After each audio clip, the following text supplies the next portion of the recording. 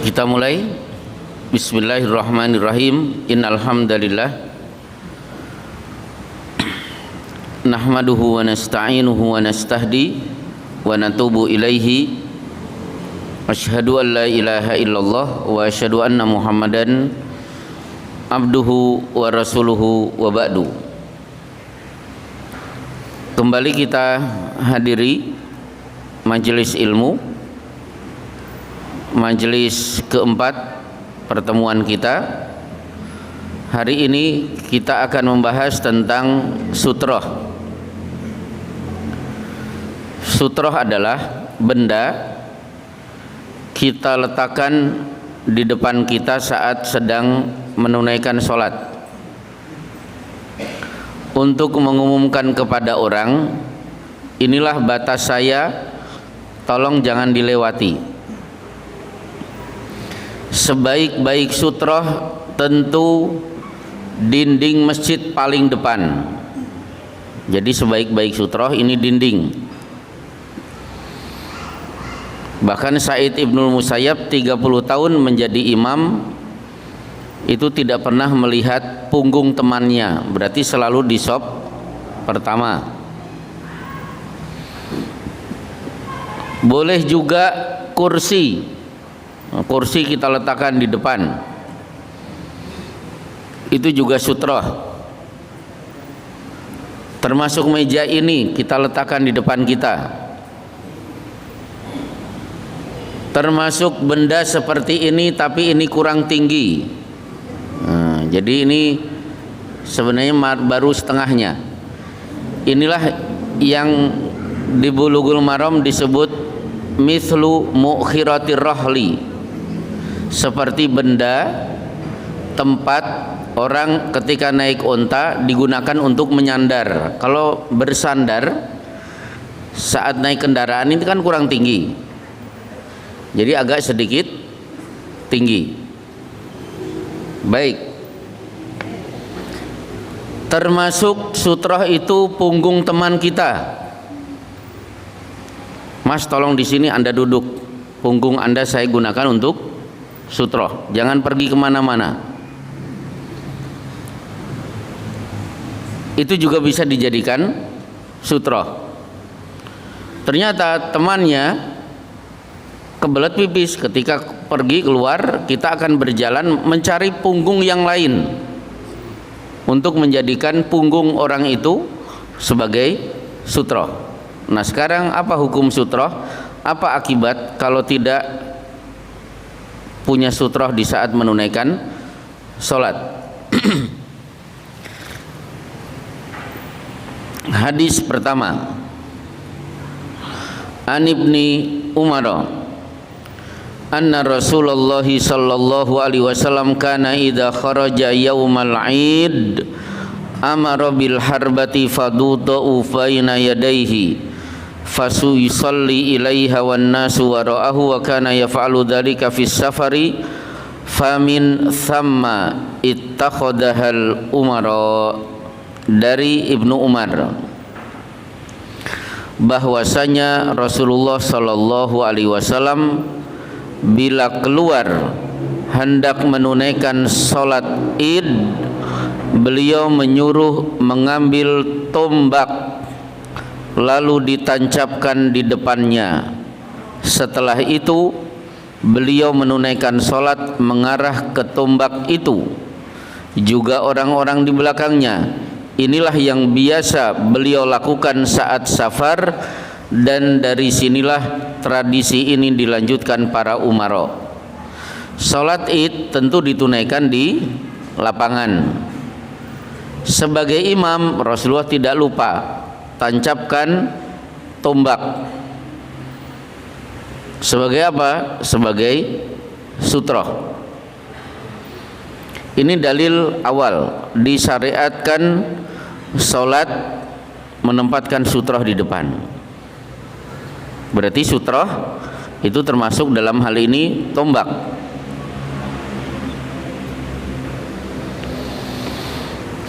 Kemudian di bawahnya An Ibni Umar qala idza shalla ahadukum falyusalli ila sutratin wal yadnu minha kaila yamurra asyaitanu. Dari Ibnu Umar berkata, bila seorang di antara kalian sholat, maka sholatlah dengan menghadap sutrah dan mendekatlah padanya agar setan tidak lewat di depannya.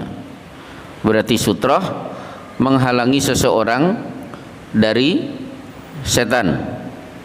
Kan banyak antisipasi dari kita untuk tidak didekati setan. Contoh misalnya, ar-raqibu syaitonun. Seorang musafir bepergian jauh, kalau dia sendirian diikuti oleh satu setan. War-raqibadi syaitonani. Dua orang musafir diikuti oleh dua setan. Wassalasatu raqbun. Kalau bertiga kosong, setan tidak berani ikut. Berarti kemarin ketika saya perjalanan dari Bekasi itu cuma berdua, berarti di mobil saya ada dua setan. Kan nggak mungkin ngajak tetangga. Kalau ngajak tetangga demi tidak ada setan, akhirnya ngongkosi ke Bekasi. Nah, jadi saya kemarin di mobil saya ada dua setan. Jadi untuk mengantisipasi setan tidak ikut, minimal bertiga. Nah, termasuk dalam hal ini, supaya setan tidak hadir di masjid, pastikan sholat berjamaah itu ada sutrahnya. Baik, di bawahnya ini dalil bahwa punggung teman bisa dijadikan sutrah. An-Nafi'in qala kana Ibnu Umar idza lam yajid sabilan ila sariyatin min siwaril masjidi qala li wallani dhahraka. Dari Nafi, kemarin sudah saya sampaikan, murid terbaik dari Abdullah bin Umar adalah Nafi. Murid terbaik dari Nafi adalah Imam Malik. Murid terbaik Imam Malik adalah Imam Syafi'i. Murid terbaik Imam Syafi'i adalah Imam Hambali. Murid terbaik Imam Hambali adalah Imam Bukhari. Dari Nafi berkata, Ibnu Umar bila tidak menemukan tiang masjid untuk sutrah, dia berkata, berikan punggungmu untukku, maksudnya untuk dijadikan sutrah. Nafi itu memang murid yang sangat dekat, selalu berkhidmat kepada gurunya. Kalau bahasa masyarakat ngawulo. Jadi salah satu keberkahan seseorang yang sedang menuntut ilmu, silahkan ngawulo kepada gurunya, biasa disuruh-suruh. Nah, Nafi juga begitu, akhirnya di kemudian hari menjadi ulama besar. Jadi punggung teman bisa dijadikan sutrah. Misalnya contoh, saya berada di shop ketiga, datang ke masjid 15 menit sebelum adzan Jumat di shop ketiga. Di depan saya kan ada yang duduk. Nah, ini punggung orang yang berada di shop kedua saya jadikan sutrah. Tiba-tiba orang yang punggungnya saya jadikan sutrah terbangun, kemudian keluar kencing. Berarti saya maju ke depan untuk menjadikan punggung orang yang berada di shop pertama sebagai sutrah. Tapi tentunya kalau orang itu masuk lagi nanti, berarti kita mundur, karena orang yang sudah menempati itu dia lebih berhak untuk duduk di situ. Baik, selesai, bisa dipahami. Jadi punggung orang bisa dijadikan sutrah. Nah, sekarang saya membutuhkan nanti ada yang maju. Ini kemarin saya suruh nggak ada, sekarang maju Mas Adi. An Muawiyata ibni Qurrata an abihi qala ra'ani Umar wa ana usalli baina ustuwanataini fa akhadha biqafai fa adanani ila sutratin faqala salli ilaiha. Dari Muawiyah bin Qurrah dari bapaknya berkata, Umar melihatku saat aku menunaikan salat di antara dua tiang. Coba Mas Adi, ini dua kursi anggap saja tiang masjid. Jadi Qurrah bapaknya Muawiyah itu salat tidak menghadap sutroh. Salatnya di antara dua sutroh. Sutrohnya apa? Seharusnya tiang. Berarti posisinya di mana? Silahkan berdiri. Nah, itu berarti salat menghadap sutroh. Nah, dah. Berarti Mas Adi ini salat tidak menghadap sutroh, padahal di kanannya, kanan kirinya itu ada tiang. Tiang itu kan bisa dimanfaatkan sebagai sutroh. Posisi idealnya harusnya di mana? Nah, di situ menghadap tiang. Coba silahkan kembali berada di antara dua tiang. Kembalinya ke situ bukan duduk. Kembali di antara dua tiang. Udah? Siapa yang mau jadi Umar bin Khattab? Bapaknya Muawiyah akhirnya apa? Dipegang pundaknya, kemudian ditarik ke belakang sehingga menghadap sutroh. Silakan Mas Eko, mau narik? Tapi tolong jangan direret-eret, tarik aja. Tarik pundaknya. Nah, Umar bin Khattab sambil ngomong, salatlah dengan menghadap padanya. Udah cukup. Berarti berdialog dengan orang salat boleh. Sebagaimana Rasulullah sedang salat sunnah, tiba-tiba datang sahabat, ya Rasulullah, situasi genting, apakah kami harus berangkat? Padahal Rasulullah sedang salat. Maka Rasulullah memberi isyarat tangan agar segera berangkat untuk menghadapi musuh. Jadi boleh menjawab pertanyaan saat kita sedang sholat, tapi dengan isyarat. Bahkan di Bulughul Maram, Rasulullah sedang sholat di Masjid Quba. Penduduk berhamburan mendengar Rasulullah sholat di Masjid Quba. Akhirnya mereka semuanya pada mengucapkan salam. Karena Bilal yang menyertai Rasulullah, akhirnya Bilal yang bercerita. Kemudian ditanya teman-temannya, kaifa ra'aita min Rasulillahi sallallahu alaihi wasallam wa huwa yaruddu alaihi salam wa huwa yusalli. Wahai Bilal, apa yang Anda lihat dari Rasulullah? Ketika mereka melihat Rasulullah, mereka mengucapkan salam. Apa yang dilakukan oleh Rasulullah? Fa'al wa biyadihi. Beliau menjawab salam dengan mengangkat tangannya. Kalau kita buka kitab syarah hadis, yang dimaksud mengangkat tangan sebagai jawaban salam adalah telapak tangan diangkat, di mana telapak tangan bagian dalam menghadap bawah, telapak tangan bagian luar menghadap atas. Caranya gimana? Assalamualaikum, Rasulullah menjawab tidak, waalaikumsalam, mengangkat telapak tangan bagian dalam ke bawah, bagian luar ke atas. Tangannya cuma satu, kebalik. Nah itu gitu ya. Assalamualaikum, salam. Rasulullah cuma mengangkat telapak tangan, ini yang bawah, yang putih menghadap ke bawah, ini menghadap ke atas. Berarti ini kan dialog. Assalamualaikum kan salah satu bentuk dialog.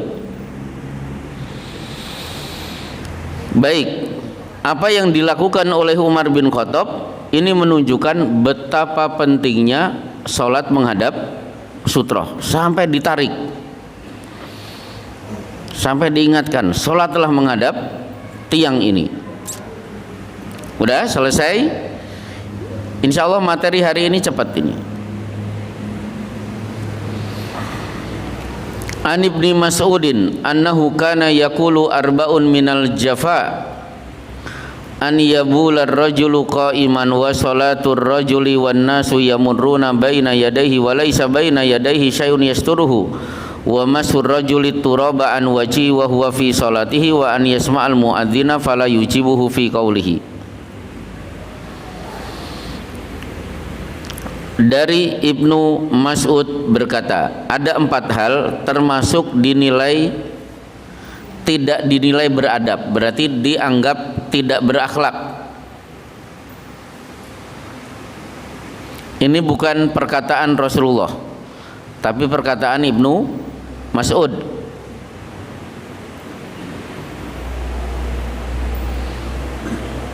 Satu, seorang kencing dengan berdiri.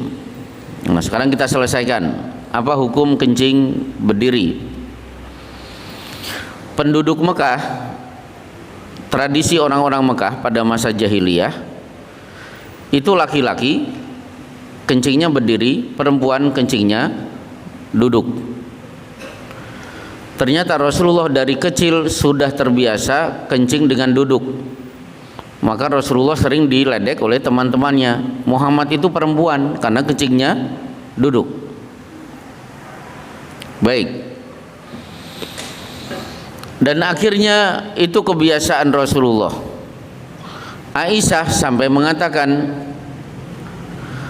man qala inna Rasulullah sallallahu alaihi wasallam bala qa'iman fala tusaddiquhu. Siapa yang berkata, memberitahu kepada Anda bahwa Rasulullah kencing dengan berdiri, jangan percaya. Mabala Rasulullah qa'iman, belum pernah Rasulullah kencing dengan berdiri. Itu versi Aisyah. Pokoknya jangan percaya kalau ada yang mengatakan Rasulullah kencing dengan berdiri. Tapi Sa'ad bin Abi Waqqas pernah melihat karena Rasulullah sallallahu alaihi wasallam atas subatata qaumin fabala qa'iman. Rasulullah pernah pergi ke salah satu kebun milik satu kaum, aku lihat beliau kencing dengan berdiri. Kesimpulannya apa? Berarti yang dilihat oleh Aisyah keseharian Rasulullah itu kencingnya duduk. Nah, pernah sekali dilihat oleh Sa'ad bin Abi Waqqas beliau kencing dengan berdiri. Berarti kencing berdiri itu hukumnya boleh, cuma kebiasaan yang paling banyak dilakukan oleh Rasulullah adalah kencing dengan duduk. Berarti kencing dengan duduk lebih baik. Yang kedua, sholat seseorang sementara orang-orang lewat di depannya dan tidak ada di depannya sesuatu yang menjadi sutrah baginya. Jadi dianggap tidak berakhlak kalau ada orang sholat tidak pakai sutrah.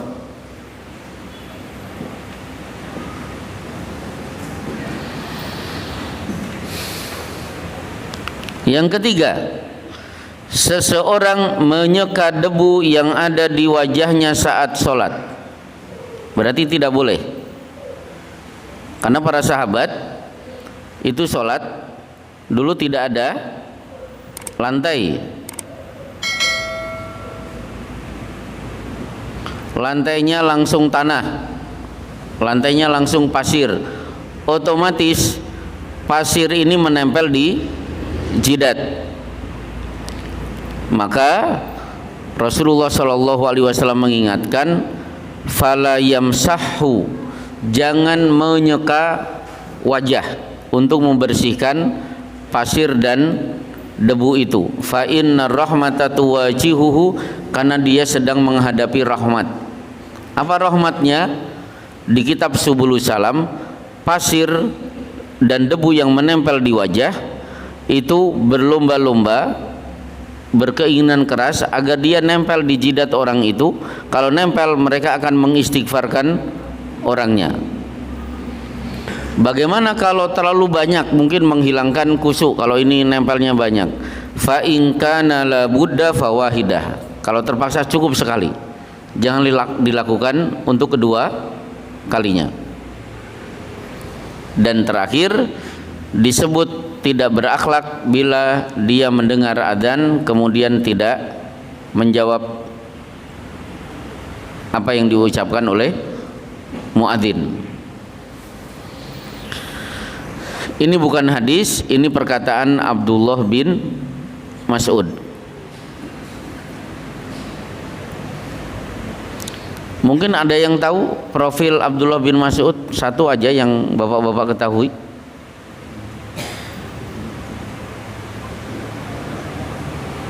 Kira-kira Abdullah bin Mas'ud itu siapa? Sahabat yang paling mengerti kapan, di mana, dan situasi bagaimana ayat itu turun. Jadi kalau hari ini Ibnu Abbas itu masih hidup, Ibnu Abbas, Allah berfirman, infiru khifafaw wa thiqalan wa jahidu bi amwalikum wa anfusikum. Ini turun di mana? Dan di mana turunnya? Ibnu Abbas tahu. Ibnu Abbas ada ayat, huwallazi yurikumul barqa khaufan wa tama'an wa yunsi'us sahabat thiqal. Ayat ini turun di mana? Kapan tanggalnya? Nah, Ibnu Abbas paling tahu. Ibnu Mas'ud, maaf. Paling tahu kapan dan di mana ayat itu turun. Tapi tafsir itu ada di Abdullah bin Abbas. Baik, kita lanjutkan.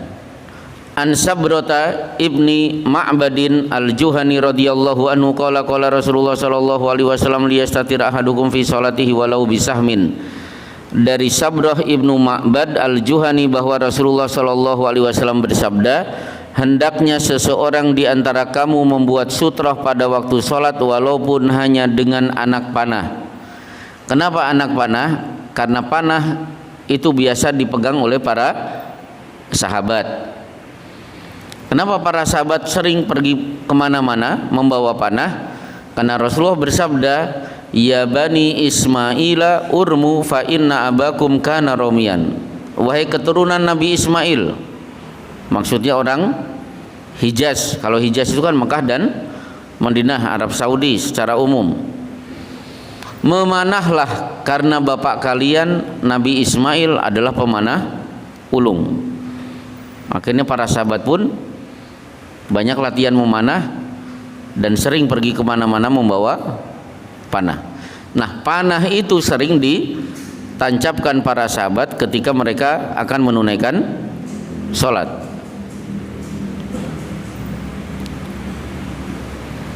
Baik, kita lanjutkan. An Abi Hurairah radhiyallahu anhu qala qala Rasulullah sallallahu alaihi wasallam idza shalla ahadukum falyaj'al tilqa wajhi syai'an fa illam yajid falyasib asa fa illam yakun falyahutta khattan thumma la yadurruhu man marra baina yadayhi. Dari Abu Hurairah radhiyallahu anhu bahwa Rasulullah sallallahu alaihi wasallam bersabda, apabila seseorang di antara kamu salat, hendaklah ia membuat sesuatu di depannya. Jika ia tidak mendapatkan, hendaknya ia menancapkan tongkat. Pokoknya yang penting ada sutra. Yang bawa tongkat, tancapkan tongkatnya. Jika tidak memungkinkan, hendaknya ia membuat garis. Garis itu dianggap sutroh ketika sudah tidak ada benda yang bisa dijadikan sutroh. Maka garis di Masjid An-Nur ini bukan sutroh, ini sob, ya. Jadi garis itu bukan sutroh. Tetap bapak-bapak kalau ke masjid silakan langsung kalau tahiyatul masjid di sob pertama dinding bagian depan sebagai sutroh. Kalau tidak, ambil ini.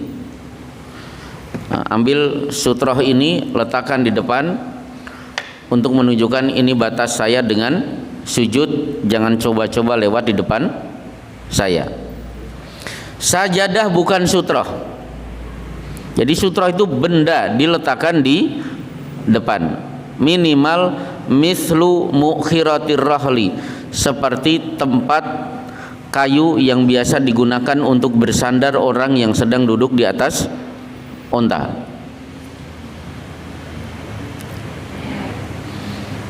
Nah, sekarang bagaimana status sholat seseorang ketika sholat tidak pakai sutrah?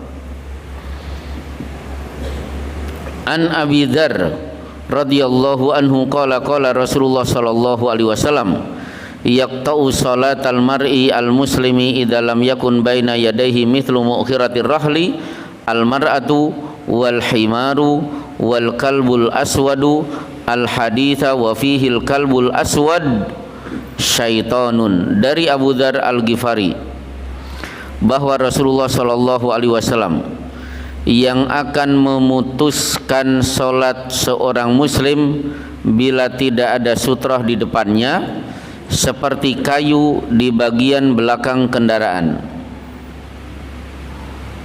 Satu wanita,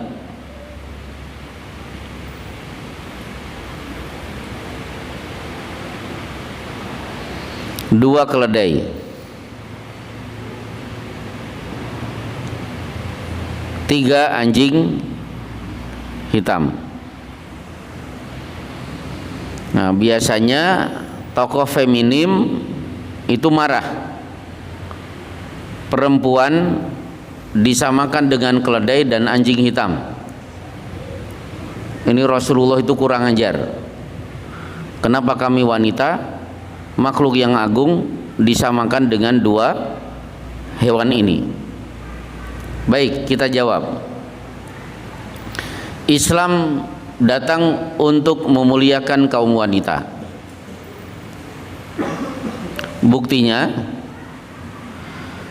ketika Islam datang, dulu bayi-bayi perempuan dibunuh. Jadi ketika tahu istrinya melahirkan bayinya perempuan, dhalla wajhuhu muswaddan wa huwa kadhim. Mukanya memerah menahan rasa malu. Aib bagi seseorang punya anak perempuan. Akhirnya anak perempuan dikubur hidup. Begitu Islam datang, justru punya anak perempuan itu menguntungkan, karena man ala jariyataini hatta tablugha ana wa huwa kahataini fil jannah. Siapa yang punya dua anak perempuan dididik sampai balik, maka aku dan kedua orang tuanya nanti di akhirat sedekat ini. Beliau memperlihatkan 5 jari kemudian dirapatkan. Jadi kalau ingin menjadi tetangga Rasulullah, punya anak perempuan 2, didik sampai balik. Mas Adi anak perempuannya berapa? Belum. Punya laki 1. Nanti ngomong istrinya, ya'mal kasiron. Tahu ya'mal kasiron? Ya. Biar punya anak perempuan 2 supaya menjadi tetangga Rasulullah sallallahu alaihi wasallam. Ada tidak peluang menjadi tetangga Rasulullah selain ini? Selain punya 2 anak perempuan? Ya. Ana wa kafilul yatimi kahataini fil jannah. Aku yang memelihara anak yatim nanti di sana sedekat jari telunjuk dengan jari tengah. Bagaimana kalau ibunya disantuni? Maka as-sa'i 'alal armalah kas-sha'im alladzi la yaftur wal qa'im alladzi la yarkud. Orang yang menyantuni wanita yang ditinggal mati suaminya, pahalanya setara dengan saum seumur hidup tanpa berbuka dan sholat tahajud seumur hidup tanpa berhenti. Kira-kira banyak mana? Ngurusi ibunya atau ngurusi anaknya? Ini biasanya bapak-bapak langsung respon, wajahnya langsung cerah. Jadi ngurusi ibunya pahalanya itu sepanjang hidup sampai mati statusnya di hadapan Allah adalah saum tanpa berhenti dan tahajud tidak ada henti-hentinya. Tapi kalau ngurusi anaknya menjadi tetangga Rasulullah Shallallahu Alaihi Wasallam. Berarti Islam memuliakan kaum wanita. Bukti yang lain, karena Rasulullah yusalli wa huwa hamilu umamata fa idza qama hamalaha wa idza raka'a aw sajada wa doaha. Rasulullah itu sering salat menggendong cucu beliau perempuan namanya Umamah. Posisi berdiri digendong, posisi ruku dan sujud bayi perempuan diletakkan di bawah. Bukan tanpa maksud. Jadi Rasulullah sengaja bayi perempuan digendong untuk menunjukkan bangsa Arab, ini loh Islam, bangga orang tua punya anak perempuan. Baik, sekarang bapak sholat, di depan tidak ada sutroh, sholatnya dianggap putus. Kalau lewat 3 makhluk ini, 1 wanita, 2 keledai, 3 anjing hitam. Kenapa 3 makhluk ini disebut? Kalau kita buka kitab-kitab hadis, 3 makhluk ini dinisbatkan kepada setan. Maaf ibu-ibu, maaf saya tidak menyetan-nyetankan ibu-ibu. Jadi hadisnya begini: idza aqbalat imra'atun aqbalat ala surati syaiton. Kalau wanita lewat, pesonanya dibikin indah oleh setan. Jadi wanita kalau lewat, pesonanya dibikin indah oleh setan. Maka iklan apapun pasti wanita ditampilkan, meskipun iklan cat perempuan yang kelihatan. Harusnya kan tukangnya. Kenapa perempuan? Apa hubungannya? Jadi wanita kalau lewat itu memang mempesona. Kenapa? Setan yang membuat tertarik laki-laki untuk melihat wanita itu. Yang kedua, keledai. Idza sami'tum nahiqal khimar fasta'idzu billahi minasyaitonir rajim fa innaha ra'at syaitonan. Kalau malam hari mendengar ringkikan keledai, segera baca a'udzubillahi minasyaitonirrajim, karena keledai sedang melihat setan. Nah, anjing hitam juga bagian dari setan. Berarti dari sini wanita itu sakti mandraguna, bisa memutus, membatalkan sholat seseorang. Tapi kalau wanita yang sholat dilewati laki-laki tidak batal. Jadi wanita lebih hebat daripada laki-laki. Jadi bapak sholat, di depan tidak ada sutroh, lewat ibu-ibu, batal. Meskipun sebagian ulama menafsirkan bukan batal tapi rusak kekusuannya. Berarti dari sini usahakan sholat pakai sutroh, biar 3 makhluk ini kalau lewat tidak memutuskan sholat kita. Kemudian di bawahnya,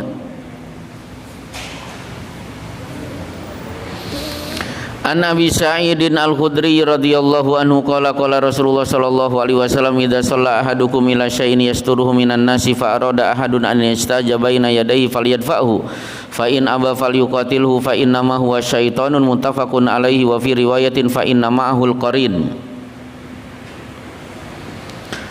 Dari Abu Sa'id Al-Khudri radhiyallahu anhu bahwa Rasulullah sallallahu alaihi wasallam bersabda, apabila seseorang di antara kamu sholat dengan memasang batas yang membatasinya dari orang-orang, lalu ada seseorang yang hendak lewat di hadapannya, maka hendaklah dia mencegahnya.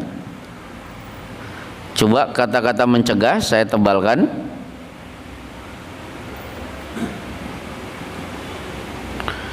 Dengan memasang batas, maksudnya sutroh.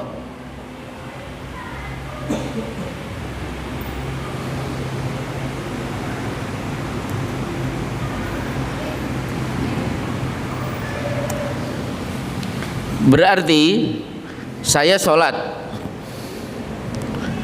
ada orang lewat di depan, boleh tidak saya menghalang-halangi orang itu? Boleh dengan syarat kalau kita punya sutroh. Kalau kita sholat di depan tidak ada sutroh, orang lewat, tidak ada hak bagi kita untuk menghalang-halangi. Salah sendiri kenapa kamu tidak pakai sutroh. Coba kita ulangi. Apabila seseorang di antara kamu sholat dengan memasang sutroh yang membatasinya dari orang-orang, lalu ada seseorang yang hendak lewat di hadapannya, maka hendaklah ia mencegahnya. Ternyata dia tidak punya sutroh, berarti hak mencegah gugur. Berarti apa?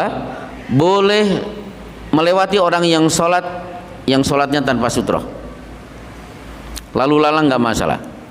Kalau dia menghalangi, pegang tangannya, turunkan. Mana sutrohmu? Udah? Kenapa? Malah padu. Nah, kalau dia ngomong, sampaikan, batal karena kamu sedang sholat.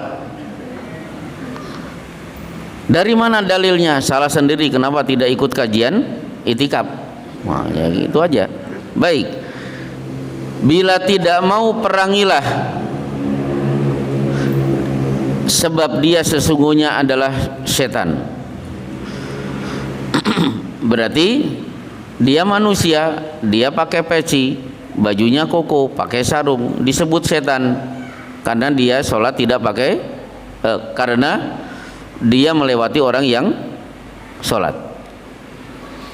Ini menunjukkan, hadis-hadis yang sudah saya bacakan menunjukkan seolah-olah sutroh itu hukumnya wajib.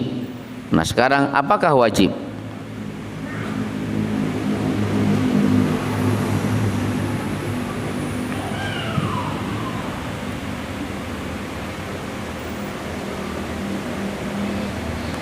Sebelum kita tahu apakah wajib, kita lihat satu hadis lagi.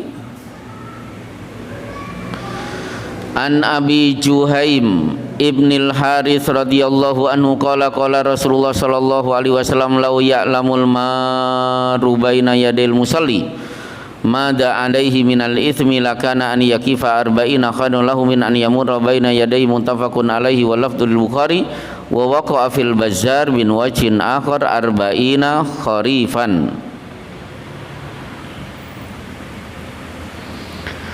Dari Abu Juhaim Ibnul Harith radhiyallahu anhu bahwa Rasulullah sallallahu alaihi wasallam bersabda.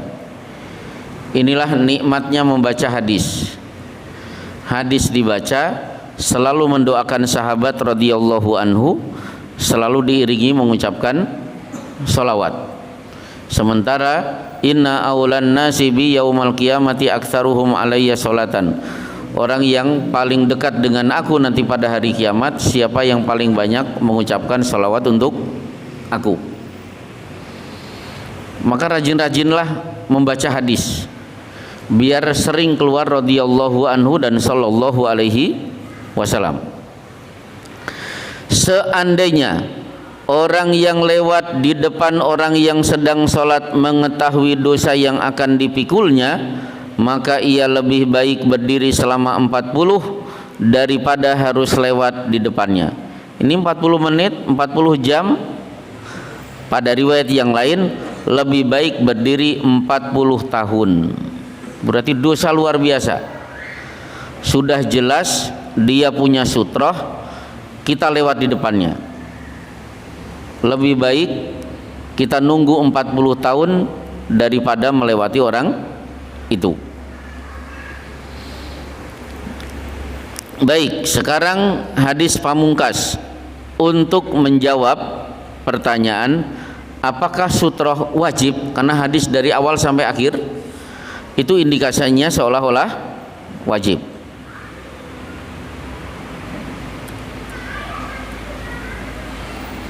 Maka hadis ini saya letakkan di belakang.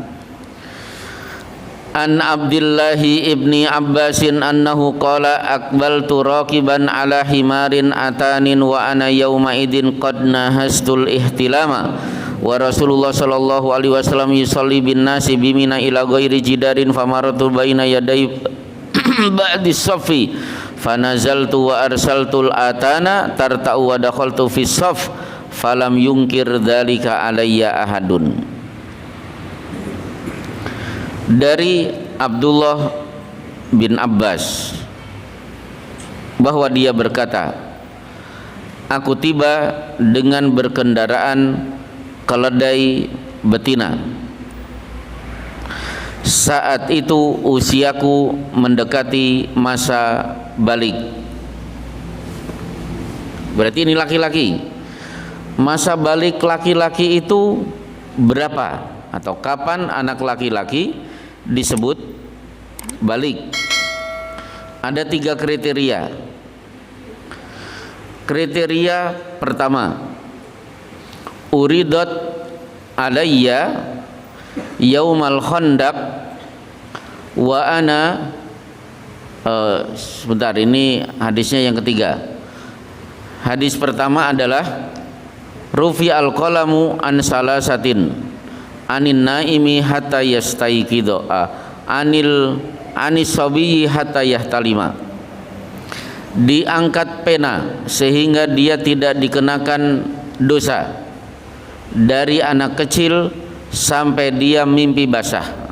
Berarti ciri balik seseorang bisa dilihat dia sudah mimpi basah atau belum. Ternyata belum mimpi basah, ditanya mimpi basah bingung. Kemungkinan kedua, kata Atiyah Al-Qardi, uridat alayya yauma quraidata wa kuntu mimman lam yanbut fa khalla sabili. Perang Bani Quraidah selesai, seluruh laki-laki disuruh berjajar, siap untuk dipenggal lehernya satu persatu. Ternyata banyak anak-anak kecil. Kemudian celanaku diturunkan untuk dilihat kemaluanku, ternyata kemaluanku belum ada bulunya. Akhirnya aku dibebaskan sehingga lolos dari hukuman mati. Berarti ciri balik kedua, kalau dia belum mimpi basah, kemaluannya sudah ada bulunya atau belum. Ternyata mimpi basah gak mudeng, dipelorotin ternyata masih polos. Berarti cara ketiga, Abdullah bin Umar mengatakan uridat alayya yauma Uhudin wa ana ibnu arba'a asyrata. Ketika usiaku 14 tahun, aku ikut berbaris dengan harapan aku diizinkan ikut perang Uhud. Falam yajuzni, Rasulullah tidak mengizinkan aku. Kamu masih kanak-kanak, 14 tahun gak boleh ikut berperang. Wa uridtu alayya yaumal khandaq wa ana ibnu khamsa asrata. Tahun depan usiaku 15 tahun ikut berbaris supaya ikut perang Khandaq, fa ajazani, Rasulullah mengizinkan aku. Berarti usia 15 tahun. Jadi lihat mimpi basah sudah belum. Kalau enggak, lihat kemaluannya, ada bulunya. Kalau tidak, 15 tahun sudah masuk usia balik. Nah, saat itu kita lihat, saat itu usiaku mendekati masa balik. Rasulullah Shallallahu Alaihi Wasallam sedang memimpin sholat bagi manusia di Mina tanpa menghadap ke arah dinding. Nah, di sini ada kalimat tanpa menghadap ke arah dinding. Berarti Rasulullah sholat tidak pakai sutroh. Oh, berarti Rasulullah juga pernah sholat tidak pakai sutroh, padahal beliau dari hadis dari atas indikasinya wajib. Akhirnya apa kesimpulannya? Sutroh itu tidak sampai wajib tapi mendekati wajib, sehingga disebut sunnat muakkad. Usahakan sholat menghadap sutroh. Nah, di sini coba kalimat berikutnya, aku lewat di antara sof-sof, lalu aku turun dan menuntun keledai untuk makan rumput. Berarti Ibnu Abbas itu lalu lalang di sop-sop yang ada. Kesimpulannya apa? Berarti melewati sop ketika sholat berjamaah sudah mulai ditunaikan, itu hukumnya boleh. Satu-satunya shop yang tidak boleh dilewati adalah shopnya imam. Berarti bapak-bapak kalau di Masjid An-Nur, masjid penuh, kita berada di shop ke-5. Ketika kentut harus keluar. Kalau tidak keluar dengan cara duduk atau pura-pura sholat, berarti telah memutus shop itu, dan itu gak boleh. Harus keluar untuk berwudu. Loh, saya kan melewati shop, boleh gak masalah. Kalau sholat jamaah sudah ditunaikan, satu-satunya shop yang tidak boleh dilewati adalah shop imam. Tapi shop jamaah boleh. Aku memasuki shop, tidak ada seorang pun yang mengingkari apa yang aku perbuat. Nah, di sini aku lalu lalang di tengah-tengah shop, tidak ada yang mengingkari. Berarti boleh, silakan bapak keluar kalau ngentut, meskipun melewati shop-shop yang ada. Insya Allah cukup. Ini sunnah al-mansiyah, salah satu sunnah yang terlupa. Insya Allah mulai hari ini kita berusaha setiap sholat selalu menghadap ke arah sutra. Ada yang bertanya, saya persilahkan. Di luar pembahasan. Ya. Ya.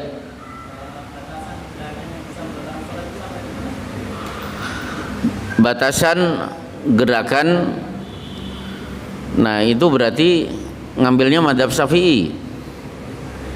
Karena yang membatalkan sholat itu apa? Satu, keluar dari dua jalan, berarti termasuk kentut. Itu pun kalau kentutnya meyakinkan. Kalau kentutnya ragu-ragu, ini yang kentut saya atau teman saya, itu tidak batal. Udah? Ya udah, masalah kentut nanti saya sampaikan di kultum lah. Berarti judul kultum saya kentut. Nah, gitu saya. Nanti kapan-kapan kita bahas tentang kentut. Nah, kemudian yang kedua yang membatalkan sholat adalah ngomong. Inna sholata la yasluhu fiha syai'un min kalamin. Sholat itu tidak sah kalau dicampuri dengan perkataan manusia. Termasuk makan. Habis makan bakso, ternyata bakso nyelip di gigi. Imamnya membaca surat panjang, anyel biar tidak terasa, akhirnya lidah pun nyodok-nyodok, turun juga, dilek, batal. Tapi kalau gerakan, nah kalau mengikuti mazhab Syafi'i, bergerak lebih dari 3 kali batal. Sementara banyak hadis menunjukkan gerakan lebih dari 3 kali tidak membatalkan sholat. Contohnya apa? Uktulu al-aswadaini fi sholah. Bunuhlah 2 binatang berwarna hitam ketika sedang sholat. Al-hayyata wal aqrab, ular dan kala jengking. Kalau membunuh ular itu pasti gerakannya lebih dari 3 kali. Gimana? Ada yang masih belum jelas? Contoh gerakan yang dipermasalahkan apa?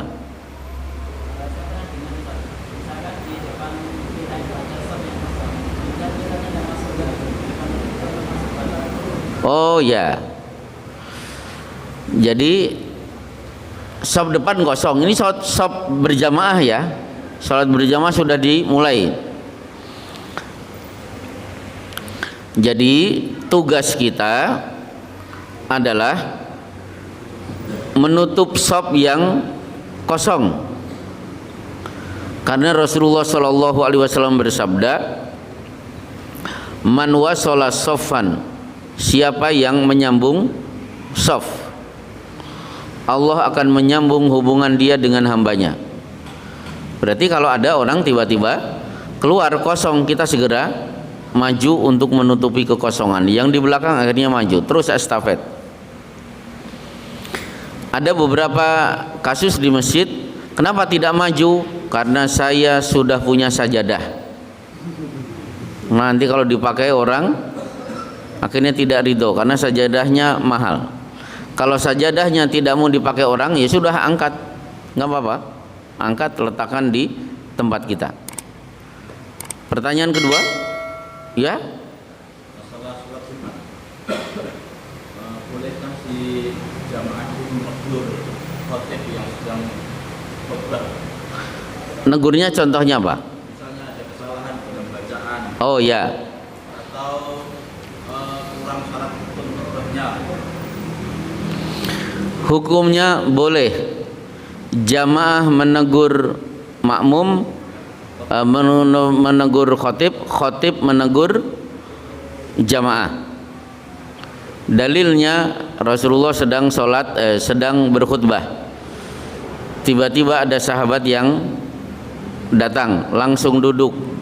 Beliau menghentikan khutbah dan beliau bersabda, "As-shalaita raka'ataini?" Sudah belum salat 2 rakaat? Qala la. Orang itu menjawab belum. Qum fasholli raka'ataini. Ayo berdiri, salat 2 rakaat. Begitu orang itu tahiyatul masjid, beliau melanjutkan khutbahnya. Dulu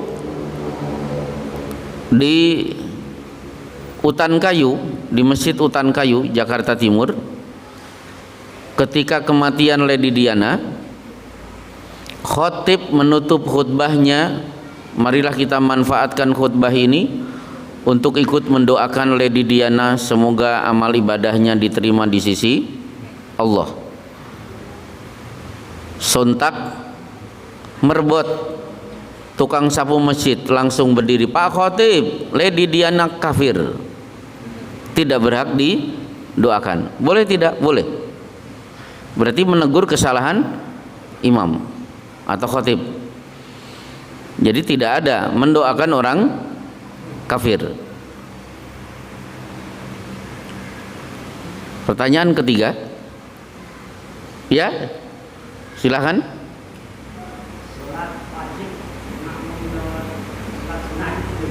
Boleh.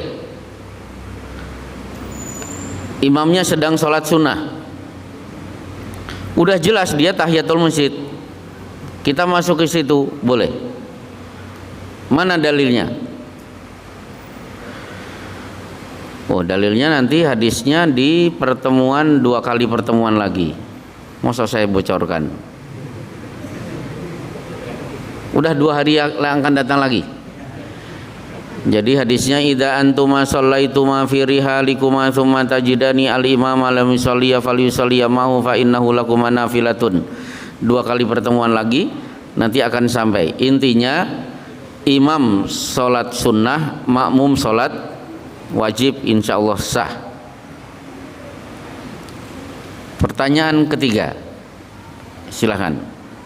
Kalau pas aku sholat wajib itu yang melewati depan itu anak-anak. Anak-anak. Apa ya dianggap seperti saya. Sebentar. Melewatinya saat sholat berjamaah. Ya kalau sholat berjamaah nggak masalah. Tapi kalau saya sedang sholat sunnah, di depannya ada sutroh, demi tarbiyah si anak dicegah. Dari kecil harus sudah tahu, ini masjid, ini ada orang sholat, jangan coba-coba lewat. Jadi dari kecil sudah diajari adab sopan santun ketika berada di masjid. Saya masih ingat dulu di pesantren kita itu sering rebutan untuk ngasuh anaknya ustadz kita. Oh itu rebutan, kalau ustadz datang bawa anak kita rebutan, pengen gendong. Ada yang ayo adik salim dulu sama mas pondok, kita kan dipanggilnya mas pondok. Ada anak ustadz usia 4 tahun, kita ajak salaman, ternyata nggak mau, nggak mahram. Nah, dari kecil sudah tahu saya perempuan, dia laki-laki, jadi sudah tahu itu mahram. Baik, tinggal 3 pertanyaan. Wah, agak jauh. Silakan Pak.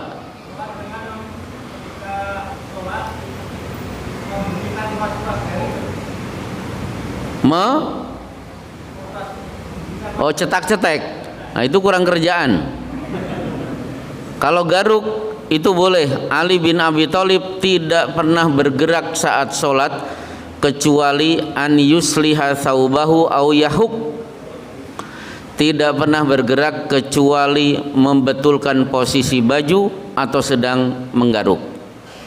Tapi kalau cetrak-cetrek tidak boleh. Itu bukan kebutuhan. Kalau garuk itu karena memang faktor gatal. Ada di Sahih Bukhari di Kitabus Shalah. Biasanya hadis ini dimasukkan para ulama ke dalam babu ma yubahu fi shalah, bab gerakan yang diperbolehkan dilakukan dalam sholat. Pertanyaan tinggal 2. Ya, tentang Syafi'i. Oh, zakat fitrah.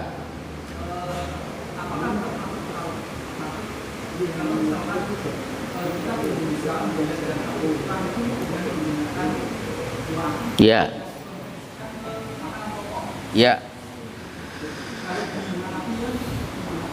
Duit.